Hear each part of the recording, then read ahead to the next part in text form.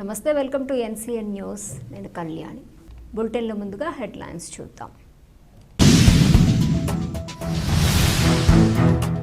యువతకు సంవత్సరంలో 4 సార్లు ఓటు హక్కు నమోదు. రాష్ట్ర మంత్రివర్యులు కందుల దుర్గేష్. ఆంధ్రప్రదేశ్ రాష్ట్ర శాసనసభలో నేడు ఆంధ్రప్రదేశ్ రాష్ట్ర పంచాయతీరాజ్ సవరణ బిల్లు 2026కు ఏకగ్రీవ ఆమోదం లభించింది. ఉప ముఖ్యమంత్రి, పంచాయతీరాజ్, గ్రామీణాభివృద్ధి, గ్రామీణ నీటి సరఫరా శాఖ మంత్రులు కొనిదెల పవన్ కళ్యాణ్ తరపున పర్యాటక శాఖ మంత్రి కందుల దుర్గేష్ ఈ బిల్లును సభలో ప్రవేశపెట్టారు. డిప్యూటీ స్పీకర్ రఘురామకృష్ణంరాజు అధ్యక్షతన జరిగిన ఈ సమావేశంలో సభ్యులందరూ బిల్లును స్వాగతించారు. బిల్లులోని ముఖ్యాంశాలు పరిశీలిస్తే గతంలో పంచాయతీరాజ్ సంస్థల్లో ఓటు హక్కు పొందటానికి కేవలం జనవరి 1వ తేదీని మాత్రమే ప్రామాణికంగా తీసుకునేవారు. దీనివల్ల జనవరి 2న 18 ఏళ్లు నిండిన యువత మరో ఏడాది వేచి చూడాల్సి వచ్చేది. తాజా సవరణ ప్రకారం ఏడాదికి 4 సార్లు అంటే జనవరి 1, ఏప్రిల్ 1, జూలై 1 మరియు అక్టోబర్ 1వ తేదీన ఓటు హక్కు నమోదుకు అవకాశం కల్పించారు. అసెంబ్లీ మరియు పార్లమెంట్ ఎన్నికలకు సంబంధించి కేంద్ర చట్టం ఇప్పటికే ఈ 4 తేదీల విధానాన్ని అమలు చేస్తోంది. మున్సిపాలిటీల్లో కూడా ఇదే విధానం ఉంది. ఇప్పుడు పంచాయతీరాజ్ సంస్థలను కూడా వీటికి అనుసంధానించడం ద్వారా రాష్ట్రంలో ఒకే విధమైన ఓటర్ల జాబితా విధానం అమల్లోకి వస్తుంది. ఇప్పటికే ముఖ్యమంత్రి చంద్రబాబు నాయుడు నేతృత్వంలోని కూటమి ప్రభుత్వం డిసెంబర్ 23, 2025న ఈ అంశంపై ఆర్డినెన్స్ జారీ చేసింది. ప్రస్తుతం జరుగుతున్న అసెంబ్లీ సమావేశాల్లో దీనికి శాసనసభ చట్టబద్ధత కల్పించింది. ఈ బిల్లుపై జరిగిన చర్చలో ఎమ్మెల్యేలు లోకం నాగమాధవి, ఎన్ ఈశ్వరరావు, గోరంట్ల బుచ్చయ్య చౌదరి పాల్గొన్నారు. ఓటర్ల జాబితాలో అక్రమాలను తొలగించి పారదర్శకమైన జాబితాను రూపొందించాలని వారు సూచించారు. సభ్యుల సూచనలను ఉప ముఖ్యమంత్రి పవన్ కళ్యాణ్ దృష్టికి తీసుకెళ్తానని మంత్రి దుర్గేష్ ఈ సందర్భంగా హామీ ఇచ్చారు.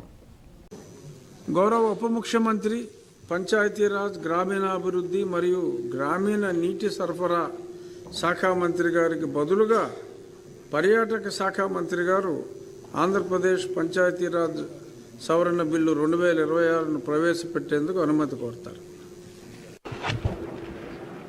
అధ్యక్ష,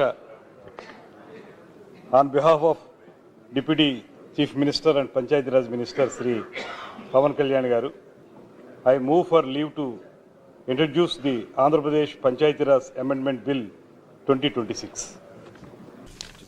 మంత్రి గారి ప్రతిపాదన సభా సమక్షంలో ఉంది. ఇప్పుడు విషయం ఆంధ్రప్రదేశ్ పంచాయతీరాజ్ సవరణ బిల్లు 26ను ప్రవేశపెట్టడం.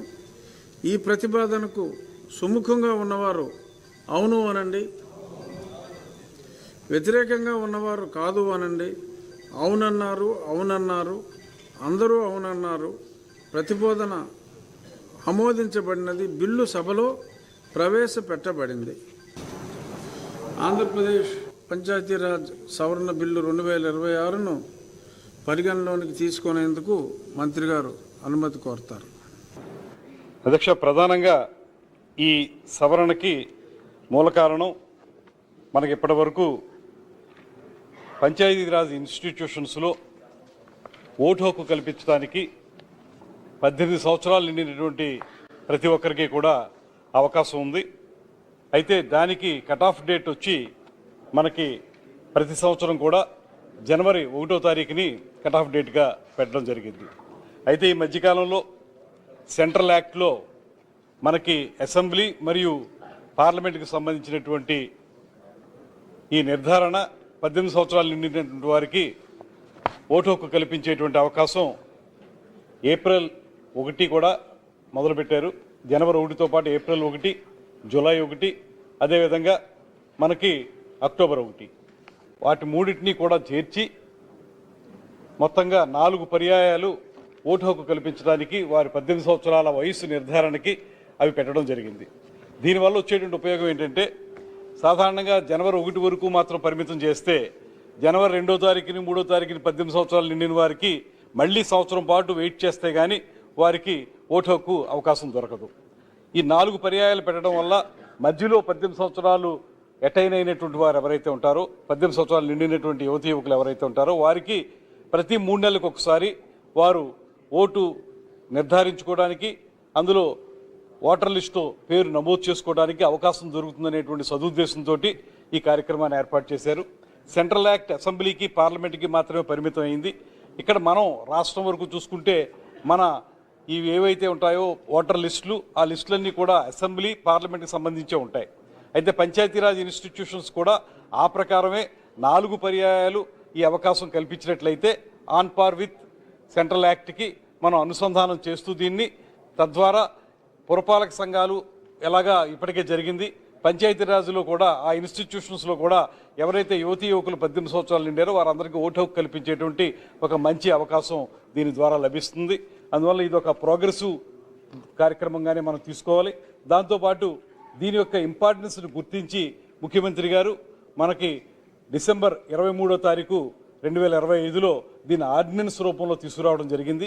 ఆర్డినెన్స్ ప్రకారం దీనికి ఇప్పటికే దానికి కార్యక్రమం నడుస్తుంది. అయితే దానికి చట్టబద్ధత కల్పించడానికి అప్పుడు మనకి హౌస్ లేదు కాబట్టి అది ఆర్డినెన్స్ రూపంలో ఇచ్చారు.